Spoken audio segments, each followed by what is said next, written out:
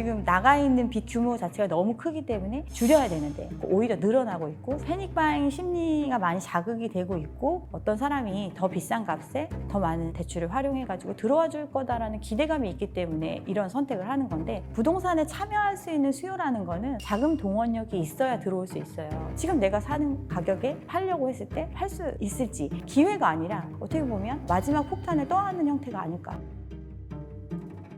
안녕하세요. 유튜브에서 리얼아이 박감사 채널을 운영 중인 현직 감정평가사 박은정입니다. 아무래도 정권이 교체되고 나면 정권 초에 이제 부동산에 관련된 또는 경기 부양과 관련된 각종 완화적인 정책이 나올 걸로 기대를 하기 때문에 그동안의 시장이 좀 침체 국면에 있었던 부분이 일정 부분 해소되고, 집값이 떨어지는 걸 그냥 방관하거나 이러지는 않을 거다라는 기대감, 이런 것 때문에 이제 좀 과열되는 양상, 그동안 좀 조정을 겪었던 가격들이 상승세를 보이면서 이 시점에 집을 사지 않으면 예전과 같은 과열되는 양상이 오지 않을까. 그래서 좀 패닉 바잉 심리가 조금 자극되고 있는 상황이라고 볼 수 있습니다.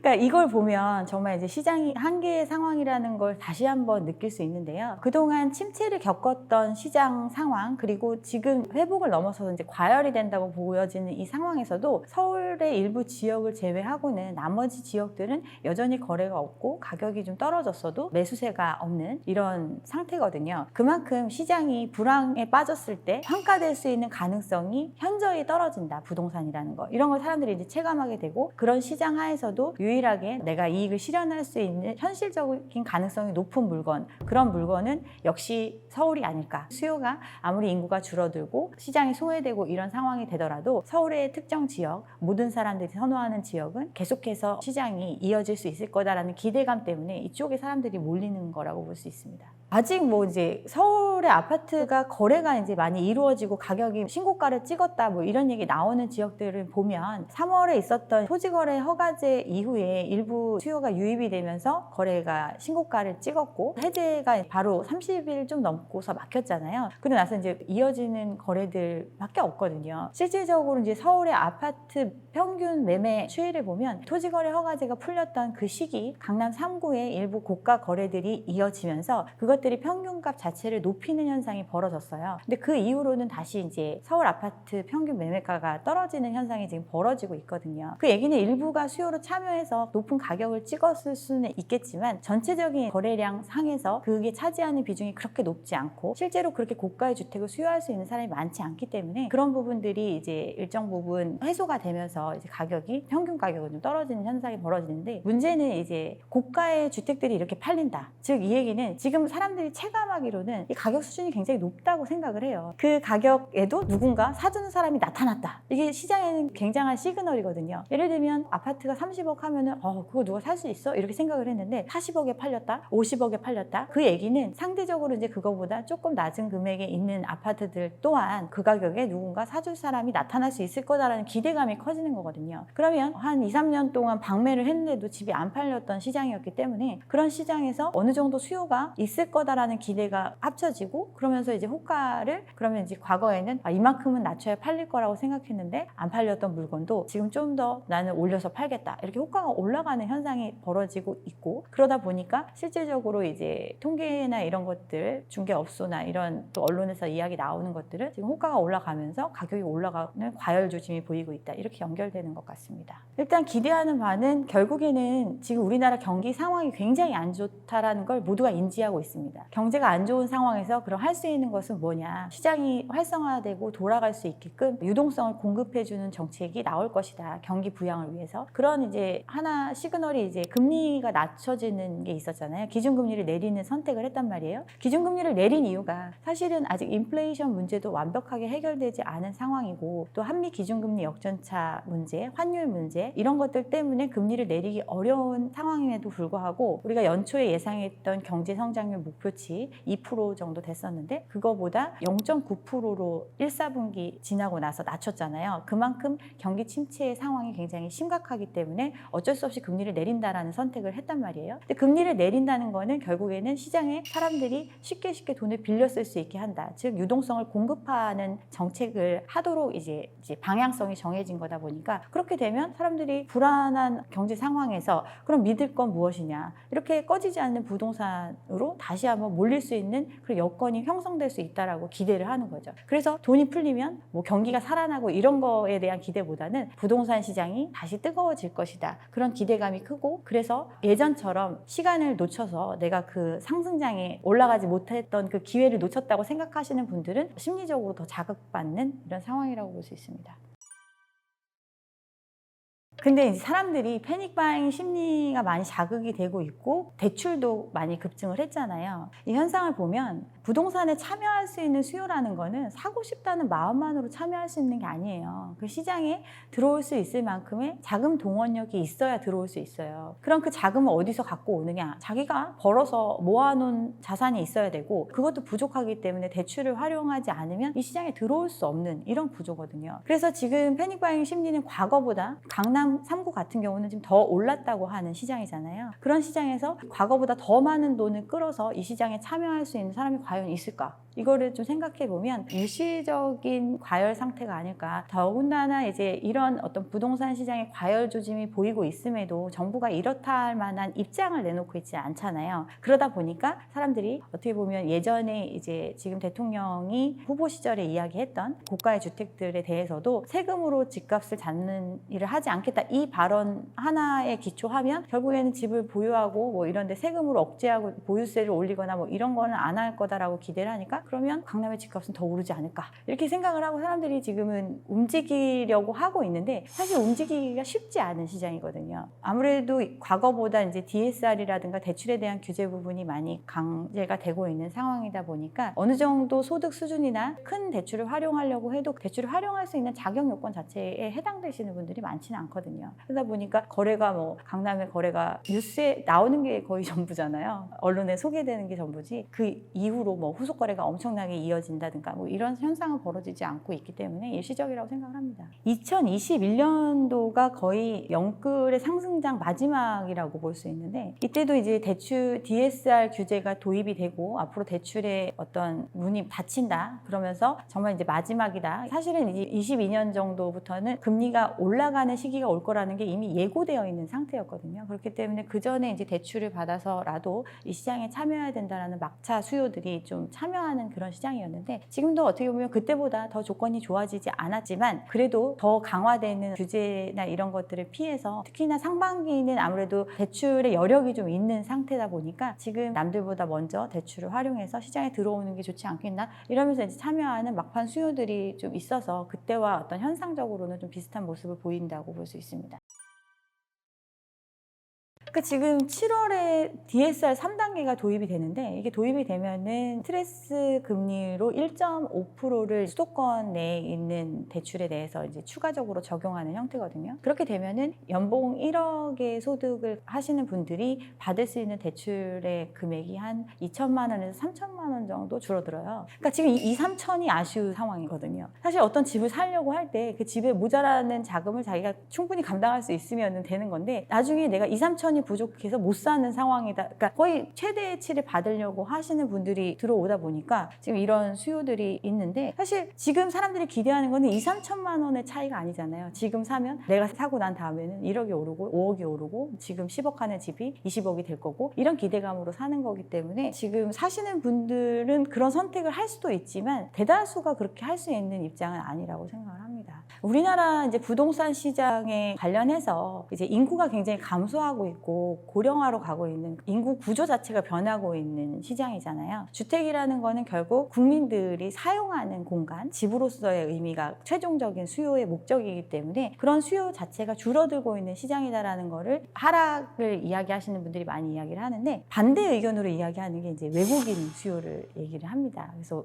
뭐 중국 사람들이 와서 다 우리나라 집을 사갈 것이다 뭐 이런 얘기들도 하고 하는데 실질적으로 이 우리나라 부동산 시장에 참여하시는 많은 외국인들이 한국 분들이 많으세요. 국적 자체가 외국이지 부동산 시장 특히 주택 시장 같은 경우는 굉장히 지역적이고 국지적이잖아요. 그런 지역에 실제적으로 참여할 수 있으려면 이 시장을 좀 잘 아는 사람들이 참여할 수 있어야 되는데 그러려면 아무래도 외국인들이 이 시장 자체에 참여하기에는 굉장히 한정적일 수밖에 없고 중국인들의 어떤 수요가 늘어나는 부분들은 실제 우리나라에 와서 장기간 체류하시는 분들이 있고 그런 분들이 모여 살고 있는 지역들이 있고 그 지역들에 오래 장기간 거주하면서 이 부동산 시장에 대해서 어느 정도 특성이 파악되신 분들 그런 수요가 들어와서 일부 수요가 많이 참여를 했다고는 하지만 그 퍼센트가 얼마 안 됩니다. 제가 알기로는 1, 2% 수준으로 알고 있습니다. 지금 이 시장 자체가 굉장히 왜곡됐다라고 이야기하는 이유 중에 하나가 사람들이 전체적인 부채 규모에 대해서 감당할 거다라고 전제하고 이 시장에 뛰어들지 않은 시장이기 때문에 문제라는 거거든요. 기본적으로 집을 매입을 할 때 갭을 끼고, 그러니까 즉 전세 보증금을 끼고 갭 투자하시는 방법, 아니면 실제로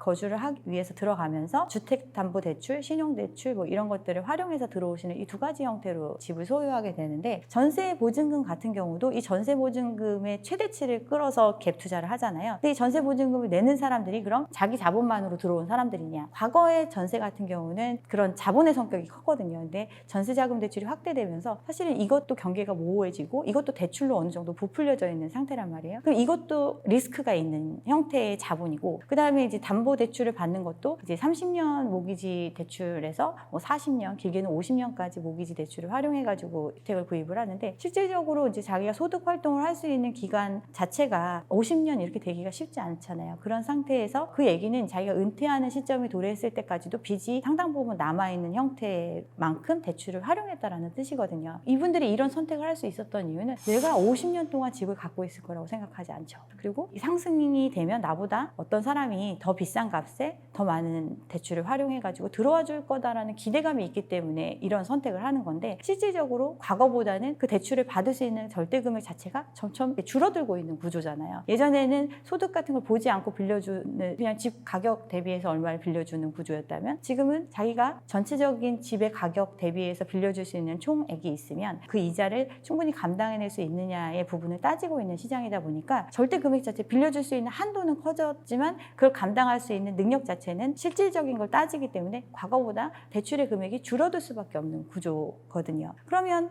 결국에는 차이만큼 그러니까 원래 집값이 10억이었으면 올라간 집값이 15억이다. 그럼 과거보다는 5억 정도의 자금이 더 필요한데 과거에 그 10억을 마련할 때도 빌렸던 자금 규모보다 더 적은 금액밖에 못 빌리는 시장. 그러면 그만큼을 추가적으로 자기가 쌓아놓은 자산으로 충당을 해야 되잖아요.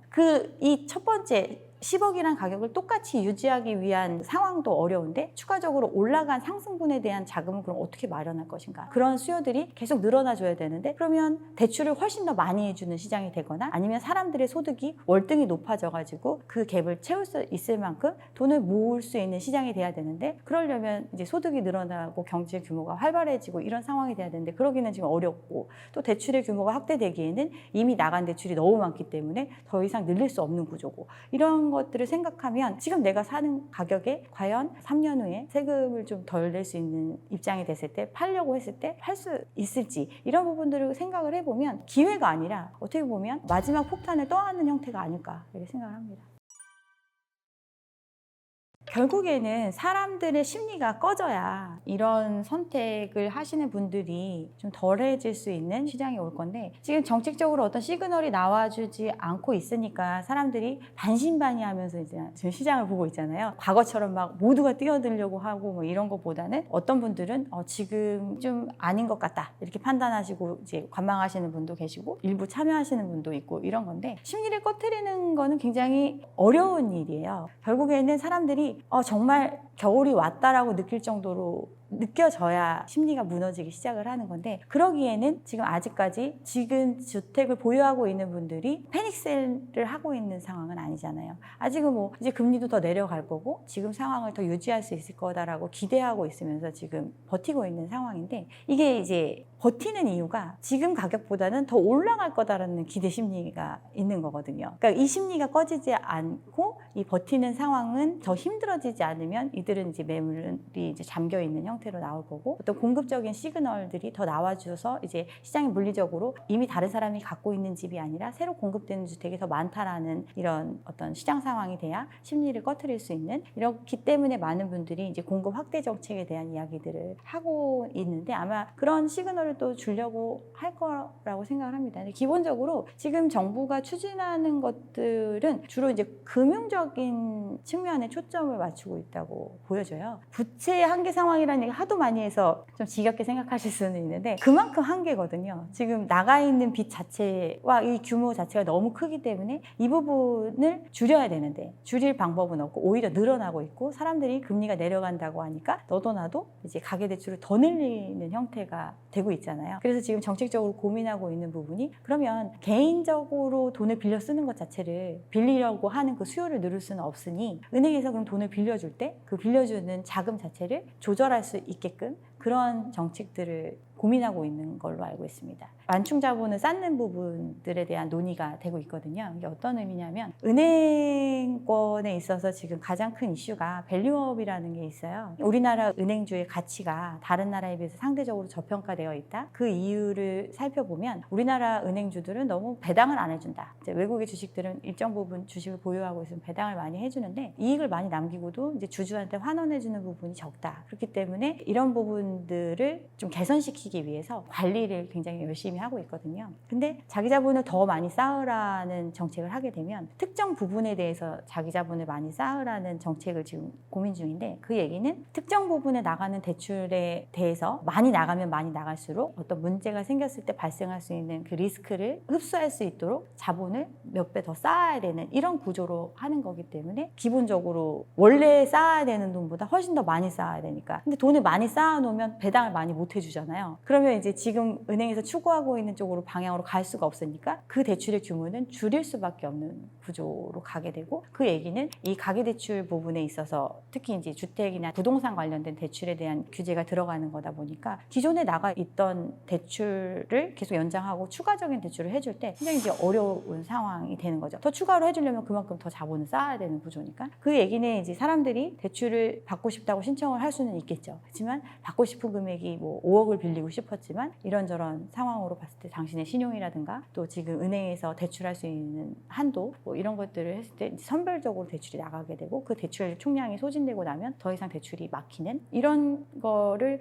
지금 간접적인 규제라고 볼 수 있는 이런 것들을 검토하고 있는 걸로 알고 있습니다. 또 이제 RWA라고 해서 위험가중자산이라는 게 있는데 굉장히 이제 어려운 얘기잖아요. 일반인들이 이걸 체감하지를 못하는 거예요. 근데 이게 굉장히 은행에서는 큰 이슈가 되는 거거든요. 주택에 대해서 대출을 해준 부분에 대해서 이걸 이제 위험한 자산이다라고 보는 가중치를 두는 건데, 이걸 예전에는 15%를 기준으로 했었는데 이 비율을 뭐 25%로 상향하는 이런 걸 논의를 하고 있어요. 이게 당장 들어오면 기존에 나가 있는 대출이 이제 만기가 되면 오히려 일부러 상환받아야 되는 정도로 지금 나가 있는 대출의 규모가 크기 때문에 이런 부분들이 상당 부분 영향을 줄 수 있다. 그러면 결국에는 사람들의 매수 자금 자체가 조달하기 어려워지는 형태로 갈 거고, 자금이 없는데 누군가는 팔아야 되는 입장이라면 가격이 높은 가격을 고집할 수가 없는 거죠. 뭐 이런 부분들이 시장의 이제 집값을 조금 완화시키는데 중장기적으로는 영향을 줄 수 있지 않을까 이렇게 생각을 합니다. 그러니까 이제 공급 확대를 약속하는 이유는 사람들의 이제 심리적인 불안감을 좀 해소해주기 위한 거라고 생각을 하시면 되는데, 대통령께서 약속한 부분들은 아무래도 이제 주거의 기본적인 부분들에 대한 공급 확대 부분이 약속이 되어 있고, 그 얘기는 이제 사실은 주택 시장의 어떤 매수 수요를 참여할 수 있는 사람들을 대상으로 했다기보다는 지금 이제 주택의 매매 시장에 참여하는 사람들이 상위 20% 정도라고 생각을 하시면 되거든요. 이유가 이제 주담대 대출의 75% 이상을 소득분위 5분위의 사람들이 활용하고 있을 정도로, 어떻게 보면 일정 부분 우리나라에서 이제 소득 수준이 그래도 20% 안에는 들어오는 사람들이 이 주택의 매매 시장에 참여하고 있다고 생각을 하시면 돼요. 근데 이제 공급 확대 부분에서 뭐 임대주택에 대한 공급이라든가 뭐 이런 부분들을 많이 이야기를 하시는데, 그런 부분들은 이제 그 나머지 이제 80%에 대한 시장이라고 볼 수 있는 거고, 그 부분이 또 어떤 영향을 줄 수 있냐면, 그 얘기는 예전에 이 집을 20%가 많이 갖고 있는데 그 갖고 있는 형태가 자기가 이제 하나만 갖고 있고 자기가 살려고 갖고 있는 게 아니라 누군가한테 빌려주는 형태로 나중에 가격이 올라갈 걸 기대해서 갭을 가지고 투자의 형태로 참여하고 있는 경우가 많이 있잖아요. 또는 실질적으로 내가 사용하고 있는 집과 소유하고 있는 집이 다른 형태도 많이 있고, 근데 그 집을 이용해 줄 수요자가 줄어드는 형태가 되겠죠. 그런 주택 공급이 많이 되면 이제 전세를 놓는다든가 월세를 놓는다든가 이런 거 했을 때 공공 부분에서 많이 흡수가 되니까 사실은 이제 그런 부분이 어려워지고, 그 얘기는 그들이 들어와 주지 않는 부분만큼을 스스로 메꿔넣어야 이 집을 계속 보유할 수 있는 형태. 그러면 이제 집주인인 분들이 그만큼의 자금 여력이 있어야 되겠죠. 근데 그러기에는 이미 대출의 한계 상황으로 이 집을 보유하고 있는 형태다 보니까 이런 부분들이 결국에는 유지하지 못하면 이제 매각을 통해서 정리할 수밖에 없는 거니까, 매각을 통해서 정리한다는 거는 기축의 공급이 또 늘어난다는 의미고, 이런 부분에서 좀 영향을 줄 수 있지 않을까 생각을 합니다. 일정 지역에 이제 수요를 분산시키는 형태로 하고 있는 건데, 그 효과가 그래도 좀 영향을 줬던 지역이 이제 세종시죠. 대전하고 이제 그 충청 일원에 세종시라는 새로운 특별시를 만들고서는 이제 그쪽으로 일부 수요들을 이전시키는 형태, 그렇게 해서 이제 일부 지역의 집값이 수요를 분산시키는 이런 형태가 있었는데, 서울 집중이 일어나는 그 원인에 대해서 생각을 해보면 결국에는 서울의 집값만 떨어지지 않고 오를 거다라는 기대치가 너무 높기 때문이거든요. 이 모든 문제는 기본적으로 이 과열된 시장의 심리를 식히는 데 초점을 맞춰야 된다고 생각을 합니다. 기본적으로 서울 집중 현상이 많이 완화가 됐어요. 이유는 서울 말고도 서울 근교에 있는 교통 접근성이 좋은 지역에 신도시들이 많이 개발이 됐고, 또 신도시에 버금가는 새로운 지역들이 부동산 화랑기에 많이 정비돼서 새로운 신규 주거 단지로 많이 거듭났잖아요. 그만큼 그런 지역들로 이미 수요가 분산되어 있는데, 결국 어떤 투자의 목적, 절대 가치가 떨어지지 않는 집에 대한 수요, 그런 것들이 서울밖에 없다. 왜냐하면 인구는 줄어들고 있고 지방은 지금 인구 소멸 상태고 지방의 부동산 시장 자체가 굉장히 침체되어 있는 걸 이미 사람들이 체감을 했잖아요. 그러니까 이제 이런 거를 사는 선택을 못 하는 거죠. 그러면 결국엔 그래도 자금이 있고 어떤 집이라는 유형으로 존재하는 부동산을 투자하고 싶어 하는 사람들한테는 가장 유일한 선택지가 지금 서울 집밖에 없잖아요. 그렇기 때문에 몰려 있는 건데, 결국 계속해서 이런 집값이 유지될 수 없다라는 상황 자체가 사람들한테 인식되는 그런 시점이 되어야 심리가 좀 잦아들고 이렇게 되지 않을까. 결국 그렇게 사람들이 체감하게 되려면 많은 사람들의 고통이 따를 수밖에 없는데, 그 과정이 너무 힘들기 때문에 계속해서 이연시키는 이런 작업을 하다 보니까 지금과 같이 문제가 해결되지 않고 있는 것 같습니다. 그러니까 시장에 맡기는 게 가장 중요한데, 그 시장에 맡긴다라는 게 결국 사람들이 자기 능력이 안 되는데 시장에 들어오는 것들 자체를 불가능하게 해야 된다고 생각을 해요. 그게 뭐냐면 결국에는 무분별하게 대출해주고, 지금 우리 전세 사기 문제나 역전세 문제, 이런 문제가 사회 문제와 대가로 사실 허그의 부실 문제가 굉장히 커지고 있잖아요. 이런 부분도 마찬가지거든요. 집주인이 만약에 전세금을 무이자로 빌려 썼다가 나중에 이 사람이 집을 돌려줬을 때 그 자금을 오롯이 돌려줄 수 있는 능력을 갖춘 사람이 전세를 놨다면 이런 문제는 발생하지 않겠죠. 근데 대부분의 사람들이 집값이 뭐 6억이면 전세를 5억을 받고 1억의 갭을 가지고 집주인이 된 상태다 보니까 이 5억을 돌려줄 능력 자체가 사실은 검증되지 않은 상태로 그냥 이 시장이 흘러가고 있었던 거거든요. 결국 이런 부분들에 대해서 정부 차원에서 어떤 전세가 꼭 서민을 위한 정책이다 뭐 이렇게 생각을 해가지고 서민의 주거 방법이고 뭐 이렇다고 해서 굉장히 많은 예외를 두고 있는데, 이런 부분들에 대한 관리, 또 실질적으로 집주인이 그걸 상환할 수 있는 능력이 있는지에 대한 부분들을 좀 검증할 수 있는 시스템을 마련하는 것, 이런 것들이 필요할 것 같습니다.